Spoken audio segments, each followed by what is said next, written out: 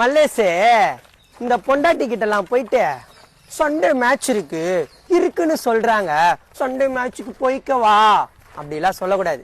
Sunday match அவ்வளவுதான். ஆனா நீங்க என்ன தெரியுமா பண்றீங்க? 6 நாள் வேலைக்கு போறலடி, ஒரு நாள் தாண்டி விளையாட போறேன், ப்ளீஸ் டி விடுடி நீ கெஞ்சுறீங்க. நோ, கெஞ்சினா மட்டும் விட்டுறாங்கண்ணா.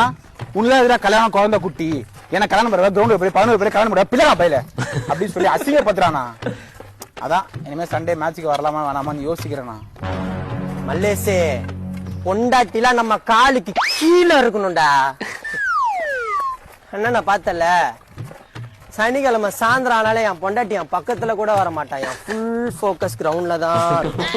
ஆனா அன்னைக்கு ஒரு நாள் திடீர்னு என் பக்கத்துல என் ஆத்தாக்காரிக்கு உடம்பு சரியில்ல, நாளைக்கு நீங்க போய் பாத்துக்கோங்கன்ட்டா.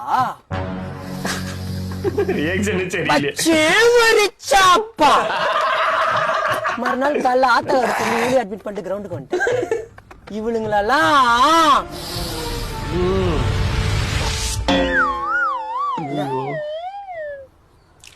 விடிய காலைல 4 மணிக்கு எந்த லைட்டா போட்டா பொண்டாட்டிக்கு தெரிஞ்சிருமேன்னு பயப்பட மேட்சுக்கு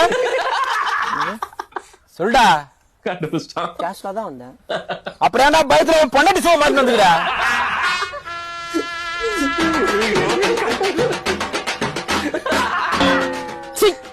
ஊர்ல எல்லாம் பொண்டாட்டி பயப்படன்றீங்க, எல்லாருமே பயப்படுறீங்க.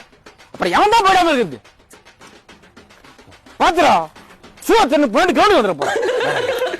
மனசே பைக் சாவி குடுறா, கேஸ் ஆஃப் பண்ணணும் தெரியல, பால் வர மனசே இருட்டுல போட்டு ஓட்டேன்டா, நான் பைப்ல எல்லாம் மாட்டேன்டா. ஒரு சாப்பா நான் தினமும் அடிப்பண்டா போட்டு. உண்மையாடா சத்தியமாடா குடுறா, என் சாமி மட்டும் குடுறா, போயிட்டு வந்தேன்டா. கிரவுண்ட் தெரியும்டா அவளுக்கு, ப்ளீஸ். நடுல ஒரு டைலாக் சொன்ன, கேஸ் வேற ஆஃப் பண்ணான்னு தெரியலடா, பால் குடிச்சிட்டு வந்துடா. சிறான காமெடி எதுவும்.